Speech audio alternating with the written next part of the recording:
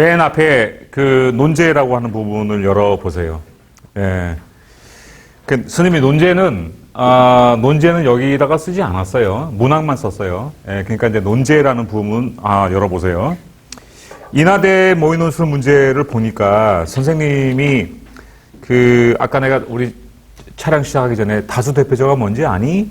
그 다음에 비례대표제가 뭔지 아니? 이렇게 물어봤는데 사실은 고3 학생들이 일테면 선택 과목이 정치나 뭐 이런 쪽이 아니라면 혹은 정치에 관심이 그렇게 많지 않다면 잘 모르죠. 근데 이걸 어떤 게 더 낫냐고 물어봤으니까 굉장히 어려운 문제다 이렇게 보면 되겠어요. 그래서 선생님이 그 학생들한테 이제 수업을 하면서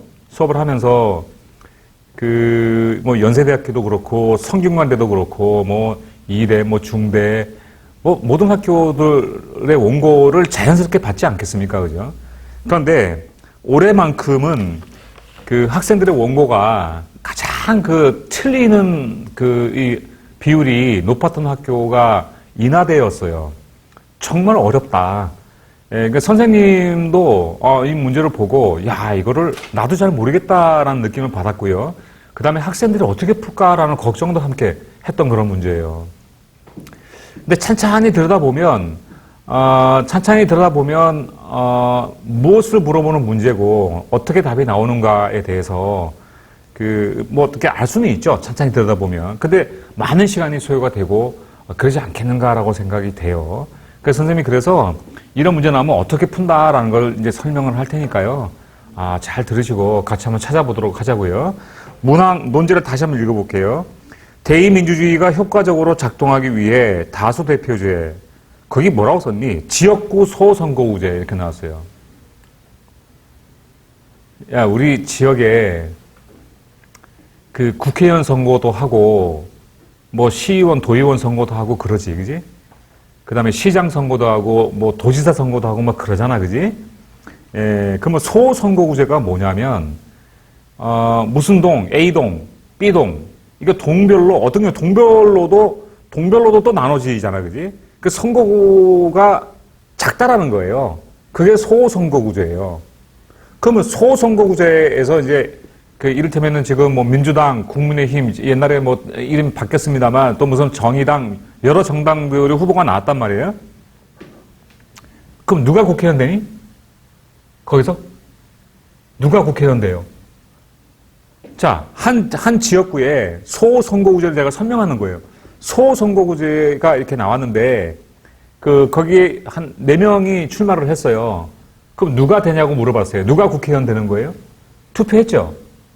그러면 투표한 사람 중에, 입후보한 사람 중에 어떤 사람이 당선이 되는 거예요? 가장 뭐한 사람? 득표를 많이 한 사람이 당선되죠. 맞죠? 그래가지고 우리 막 이렇게 시랑 중계를 할 때 보면, 무슨 서울시 성북구에 성북구에 보니까 무슨 후보가 지금 몇 프로 해가지고 당선이 유력시됩니다. 뭐 이렇게 나오잖니. 그지? 그러니까 다수대표제라는 건 뭐냐면 득표를 가장 최다 득표를 차지한 후보가 당선이 되는 제도가 다수대표제예요. 이해하셨어요? 예? 자, 그러면 우리나라는 다수대표제를 채택하는 나라예요? 아니면 비례대표제를 채택하는 나라예요? 우리나라는 지금 다수대표제를 채택하고 있는 나라인 거예요. 자, 그러면 그 다음 보세요. 비례대표제는 뭐냐? 전국구 대선거구제라고 나왔어요. 이건 뭐냐면 우리는 여러분들이 익숙치가 않아서 이거는 우리가 시행을 안 해봤기 때문에 시행을 안 해봐가지고 익숙치가 않을 거예요. 어떻게 하는 거냐면 소선거구제가 동별로 하는 게 아닌 거예요. 이를테면 구별로 이렇게 크게 나눠서 그렇게 해가지고 득표순을 보는 거예요. A당이 몇 %, B당이 몇 % 이렇게 나오지 않니?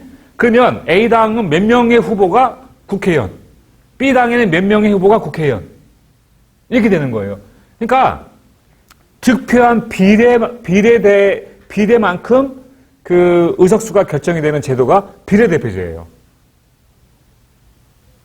근데 내가 지금 뭐 설명했니?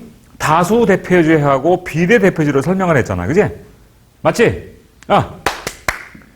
근데 선생님이 너희들한테 하나 상식적인 퀴즈를 내볼게. 작년에 우리나라가 비례 대표제를 채택한 적이 있어요. 혹시 그 단어가 기억날지 모르겠는데 연동형 비례 대표제.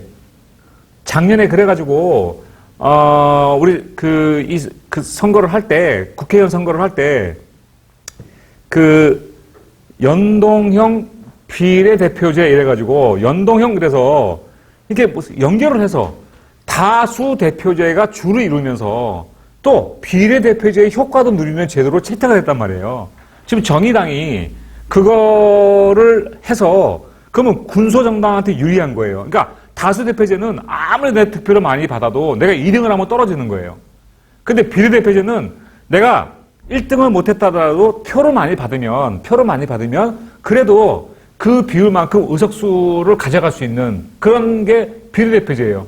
근데 정의당이 소수당이지 않습니까? 우리나라는 양당 구도인데 양당 구도 아닙니까? 그죠? 예. 양당 체제에서 제3당, 제4당 그래가지고 이렇게 나오는데 정의당이 자기 의석수를 늘리기 위해서 연동형 비례대표제를 지지를 한 거예요. 근데 니들 기억이 날지 모르겠어. 얼마 전의 일입니까? 근데 어떤 일이 생겼냐면 그 거대 양당이 연동형 비례대표제에 나오는 의석수를 차지하기 위해서 위생정당을 만든 거야. 위생정당. 그 이를테면 민주당에서도 무슨 당, 그 다음에 여기 또 야당에서도 무슨 당, 이렇게 만들어가, 위생정당을 만들어서 또 그 표만큼 또 다 가져가 버린 거예요.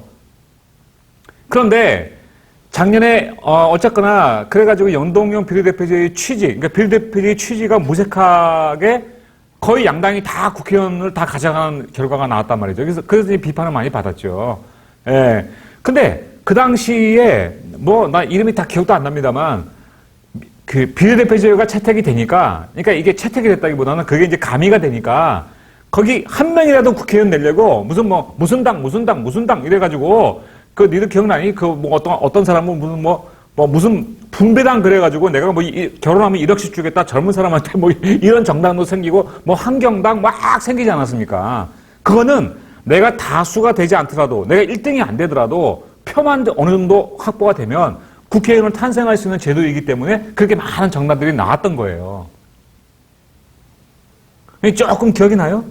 우리가 이걸 모르면 이 문제를 풀 수가 없어서 내가 잠시 좀 설명을 했던 거예요. 자, 그러면 정리해서 말씀드립니다. 대의민주주의가 효과적으로 작동하기 위해서 다수 대표제와 비례대표제 중 어떤 선거제도가 더 바람직한지를 토론하는 상황이다. 물음에 답하시오라는 거예요. 그럼 너는 오늘 우리 이날의 문제를 풀기 위해서 다수 대표제가 더 바람직하다, 비례 대표제가 더 바람직하다, 이 둘 중에 하나를 여러분 선택을 해야 되는 문제인 거예요. 근데 다수 대표제가 뭔지 몰라. 근데 비례 대표제가 뭔지 몰라면 어떻게 선택하겠습니까? 그래서 내가 좀 설명을 했던 거예요. 자, 이제 선생님이 설명을 했는데 한번 피드백을 좀 받아보겠습니다. 이 제도가 어떤 건지는 아시겠습니까? 예.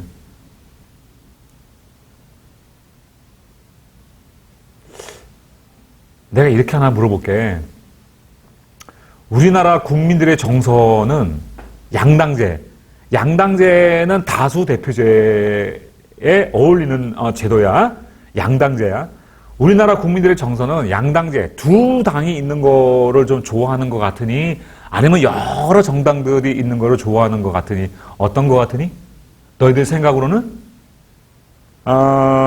선생님 생각으로는 우리나라 사람들은 여러 개 있는 것보다는 둘 중에 하나를 선택하는 걸 좋아하는 것 같아요. 자, 지금 얼마 전에 미국의 대선이 끝났죠. 그죠? 예, 바이든하고 트럼프하고 이제 이 선거를 하지 않았습니까? 근데 지금 바이든이 지금 거의 이긴 것 같은데 트럼프가 지금 그걸 승복하지 않은 그런 상태이지 않습니까? 자, 거기 보면 미국 같은 경우에도 민주당하고 공화당이 있는 거예요. 민주당, 공화당이에요. 두 정당이 있는 거예요. 그러니까 민주당은 약간 진보적이고 트럼프가 있는 공화당은 약간 보수적인 정당인 거예요. 그러면 여기서 보수하고 정당이라는 게 도대체 보수하고 진보가 도대체 뭐냐? 그러니까 미국의 공화당은 미국의 백인 편, 그러니까 미국의 가진 자들의 그러니까 보수니까요. 미국의 현재 질서를 지키려는 사람들이 주가 되는 그런 이념을 가지고 있는 사람들의 정당이라고 보시면 돼요.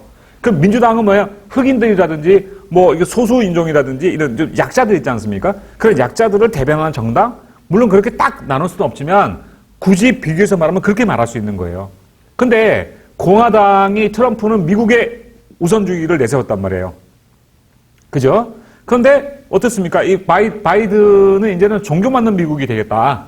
다시 말해서 이제 다른 나라와 이제 동등한 어떤 교류를 하고 미국이 도덕적인 그런 나라, 너무 미국을 앞세우지 않는 그런 나라를 건설하겠다. 뭐 이렇게 싸운 건데 바이든 현재는 이긴 것 같아요.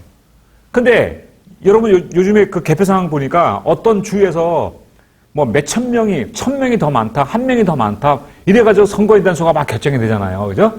그렇게 무조건 한 표만 맞으면 당선되는 거. 이것이 다수 대표적인 거예요. 이제 선생님이 문제 들어가기 전에 내가 배경 지식을 좀 설명을 했어요. 오케이? 자, 그럼 이제 문제를 보자고. 자, 문항 1입니다. 문항 1이에요. 다음 중 하나의 주장을 택한 후 조건에 따라 논하시오 이랬어요. 조건이 너무 중요하기 때문에 내 조건을 다 썼어요. 에? 자, 보세요. 다음이 여기 있어요. 주장 1, 주장 2가 두 가지 주장이 있는 거예요. 다수 대표제가 더 바람직하다라는 주장이 있고, 주장 2입니다. 비례 대표제가 더 바람직하다라는 주장이 있어요. 그러면 다수 대표제가 더 바람직하다라는 주장과 비례 대표제가 더 바람직하다라는 주장 중 하나를 너는 선택을 하는 거예요. 에? 자, 600자로 쓰는 겁니다. 그러면 조건에 따라서 논하셔야 되는 거예요. 자, 근데 이 조건이, 그러니까 인하대 논술 문제의 특징을 말한다면요. 이렇게 조건이 나와요.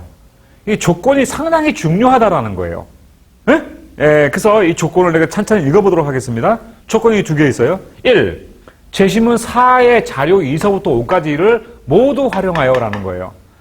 너희들 그 문제에 여기 자료 2서부터 5까지를 모두 활용, 여기에 좀 체킹해 보세요. 일단 체킹하세요.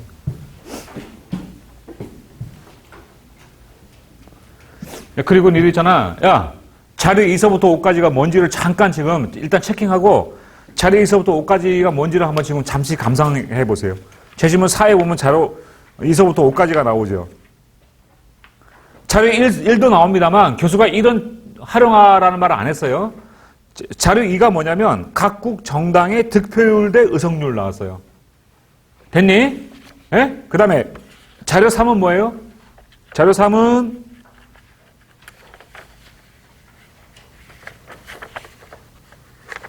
예, 시민의 이념 성향 분포와 각 정당의 이념적 위치가 나왔어요. 자료 4는 뭐냐? 선거 직전 1년간의 거시 경제 상황과 선거 결과라는 게 나온 거예요. 자료 5는 뭐냐? 정부 평가에 따른 여당 투표 확률에 대해서 나온 거예요. 이 자료, 다시 이제 칠판 보세요. 이제 다 이제 볼 거예요. 그러면 자료 2와 자료 5, 2, 3, 4, 5를 모두 활용하여, 모두 활용하는 겁니다. 그러니까 만약에 자료 2서부터 5까지를 모두 활용하라고 했는데 너희들이 자료 2가 뭔 말하는지 모르겠어. 그래서 활용 안 했어. 그러면 너희들 아마 크게 감점을 당하거나 안 되거나 그럴 거야. 자신이 택한 주장에 가장 잘 부합하는 국가를 하나 선택하고 이랬습니다. 자, 여기 보면은 자료 1에 보면 A, B, C, D 네 개 국가가 나옵니다. 이 네 개 국가 중에 네가 하나 선택을 하는 거야, 이제. 어? 자, 이를테면 교수님, 저는요 다수 대표제가 더 바람직해요. 그 중에서 다수 대표제를 채택한 나라가 A 국가하고 C 국가가 있다고. 그 다음에 비례 대표제를 선택한 국가가 B 국가와 D 국가가 있다고. 그러면 내가 다수 대표제가 더 바람직하다 그러면은 그 중에서 A 국가가 더 바람직해요. 이렇게 하나 선택하라는 거예요. 여기서 내가 잠깐 너희들한테 물어볼게. 자, 다수 대표제가 더 바람직하다, 비례 대표제가 더 바람직하다 중에서 선택하는 거는 네 마음이니 아니면 답이 정해져 있는 거니? 내 마음인 거예요? 그죠? 자, 우리 문항 1번인데 문항 2번 문제를 보면 인하대 문제의 특징인데요. 그러면 너는 다수 대표제하고 비례 대표제 중에 어떤 게 더 좋다고 생각하니? 이렇게 물어봐요. 이렇게 물어봅니다. 그래서 소위 말하는 변증법적으로 써야 되는 그런 논술 문제예요. 이거 인하대 문제의 특징인 거예요. 이렇게 물어보는데, 그렇다면은 다수대표제도 장단점이 있을 것이고, 비례대표제도 장단점이 있을 거라는 거예요. 그렇죠? 예, 그래서 이거 선택은 네 마음인 거예요. 알겠냐? 그러니까 다수대표제로 선택을 해도 괜찮고, 비례대표제로 선택해도 괜찮다. 그런 얘기예요. 그런데 이거는 괜찮지 않은 거예요. 국가를 하나 선택하고 그랬죠. 가장 잘 부합하는 국가를 하나 선택하고 그랬으니까 여기 중, 자, 다수대표제에 속하는 나라가 A, C 두 국가가 있고 비례대표제에 속하는 국가가 B, D 두 국가가 있는 거예요. 근데 내가 만약에 다수대표제로 선택했다 그러면 A, C 두 국가 중에 하나가 가장 잘 부합하는 국가가 될 거예요. 근데 그게 만약에 A 국가인데 내가 실수로 C를 했다 그러면은 걔는 떨어지는 거예요. 자, 여기까지 입력이 되셨어요? 알아들으시겠죠, 그죠? 자, 오케이, 좋습니다. 자, 그 선택하고 그 국가를 선택한 이유를 같은 자료를 활용하여 제시할 걸 그랬습니다. 그러니까 이건 뭐냐면 자료 2를 보니까 내가 만약에 B 국가를 선택했다고 합시다. 교수님 자료 2를 보세요. B가 제일 좋잖아요. 자료 3을 보세요. B가 뭐 다른 국가보다 좋지 않습니까? 자료 4를 보세요. B가 어떻지 않습니까? 이렇게 쓰라는 거예요, 지금. 이해되셨죠? 오케이. 그 다음에 이거는 인하대에서 항상 하는 얘기인데요. 제시문의 문장을 그대로 옮기지 말 것 그랬어요. 제일 나쁜 거예요. 네? 단국대, 성균관대, 중앙대 1번 문제가 요약하시오라는 문제예요. 뭐 준혁이는 다 잘 아시겠고 우리 수지도 뭐 여러분 다 뭐 그죠? 예, 그러니까 그 연습을 해서 아시겠습니다만 요약 문제가 의외로 까다로워요. 근데 요약을 할 때 제시문을 그대로 옮기면 안 된다고 내가 몇 번이나 강조하지 않습니까? 그죠? 제시문 옮기면 안 된다는 거 몇 번이나 강조하는데 근데 이 인하대는요 딱 이거 조건에다 내걸었어요. 문장 그대로 옮기지 말아라는 얘기예요. 자, 어떻게 풀어가야 되는지는 이제 문제는 파악이 되십니까? 그러니까 이 문제는, 인하대 문제는 문제 파악 자체가 어렵다. 이런 얘기예요. 문제 파악 자체가. 뭐 선생님이 모든 대학교에 워낙 경험이 많다 보니까 모든 대학교의 합격생들, 그를 다 내가 배출했다는 말은 좀 어폐가 있습니다만 내 수업을 듣고 합격한 애들이 모든 대학에 다 망라되어 있습니다. 근데 인하대는 시험을 늦게 보기도 하려니와 좀 또 최저도 없고 그래서 그런지 모르겠지만 경쟁률이 엄청 세요. 그럼 100대 1은 예사인 것 같아요. 100대 1은 예사인 것 같아요. 근데 우연히 일치인지 모르겠는데 매년 합격생이 나와요. 선생님하고 수업을 들은 학생 중에요. 근데 이제 그 다른 대학교에 비해서 더 감동적인 건 뭐냐면 늦게 시험 보니까 합격자도 늦게 발표되지 않겠습니까? 또 하나는 경쟁률이 센데 붙은 거죠. 경쟁률이 센데 붙었다라는 거예요. 근데 나는 뭘 강조하느냐라는 거예요. 그래서 내가 그렇게 생각했어요. 그러니까 이렇게 경쟁률이 셈에도 불구하고 합격을 한다는 거는 도대체 뭘까라는 거예요. 내가 분명히 얘기하는데 이렇습니다. 시험장에서 정답을 쓰는 아이는 없다고 보시면 돼요. 나도 합격생이랑 대화해 보면 걔도 어떤 경우는 내가 왜 합격했는지 모르는 경우도 있어요. 걔도 틀렸다라는 거예요. 근데 그 정도로 어렵다. 그러니까 무슨 얘기냐? 나는 정답에 근접하게 쓰면 된다라는 거예요. 이게 모든 대학에 적용되는 이 말일 수도 있는데 특히 인하대는 더 그렇다라는 거예요. 왜 그러냐? 이 자료에서 답을 찾기가 결코 쉽지 않다라는 거예요. 자, 내가 이렇게 할게.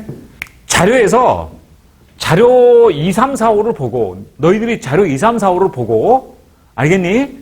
자료 2, 3, 4를 보고 내가 선택한 국가가 이래서 좋구나라는 그 이유를 찾을 수 있다면 그러면 600자 쓰는 건 아무런 문제가 안 되는 거예요.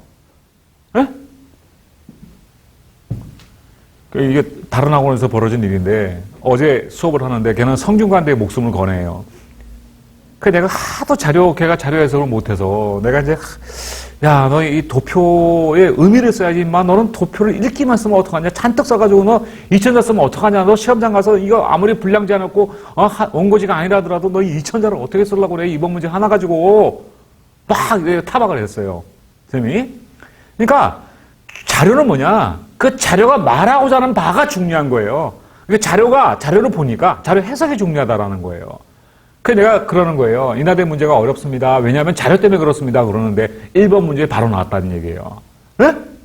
그러면 이거는 어떤 순서로 써야 되는지 마지막으로 설명을 드리고 여러분들이 자료에서 한번 답을 찾아보기 바랍니다. 자, 문제를 다시 보겠습니다. 다음 중 하나의 주장을 택한 후 그 조건에 따라 논하시오 됐어요. 다수 대표제, 비례 대표제예요. 그러면 첫 문장은 뭘까? 자, 보세요. 선생님은요, 단락 구분은 안 해도 되고 해도 된다라고 생각을 해요. 근데 자수로 보면은요, 단락 구분 해도 괜찮을 것 같아요. 예, 자, 이거 보세요. 근데 글의 순서를 보면 첫 번째, 주장 둘 중에 하나를 제시해야 되는 거예요. 예? 예. 주장 1와 주장 2를 선택을 하세요. 그러면 되죠? 다수 대표제가 더 바람직하다. 두 번째 문장은 뭘까요? 가장 잘 부합하는 국가가 무엇이다 라고 하는 거예요. 선생님 뜻대로 하세요. 이거 쓰기 편하니까요. 여기 이 주장에 가장 부합하는 국가를 제시하는 거예요. 부합하는 국가 제시하는 겁니다. 그리고 내가 선생님 하라는 대로 한번 해보세요. 답을 먼저 써버리세요. 자료 2, 3, 4, 5를 보고 해석을 하고 난 다음에 있잖니? 해석을 하고 난 다음에 거기서 이유를 먼저 답을 제시하세요. 왜 그런지 이유를 제시하세요. 이렇기 때문이다. 이 국가가 이래서 좋기 때문이다. 이래서 좋다. 이거는 네가 자료를 보고 선택해야 되는 거야. 자, 그 다음에 네 번째는 뭐냐? 네 번째는 이제는 자료를 망라합니다. 자료를 망라해서 그 이유를 설명합니다.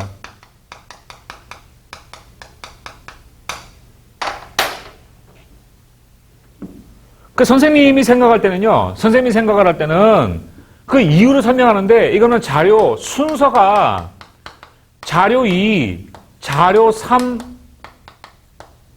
이게 다 망라가 돼야 됩니다. 자료 4, 자료 5입니다. 자료 5 이렇게 나오는데 2, 3, 4, 5 이렇게 나오는데 알겠니? 자, 여기 나오는데 이 순서가 이야기의 전개상 이게 먼저 나오면 좋을 것 같아. 이거는 여러분들이 자료를 보고 판단하셔야 된다는 거예요. 그러니까 선생님 잘 모르겠어요. 그러면 그냥 2, 3, 4, 5로 하세요. 그냥. 상관없습니다. 또 이럴 수도 있습니다. 이럴 수도 있어요. 자료 2하고 자료 3이 같은 이야기를 하는 것 같아. 그거 묶어도 되는 거예요. 에? 묶어도 되는 거예요. 같은 테마인 경우라는 거예요. 그래도 묶어도 된다라는 거예요. 에?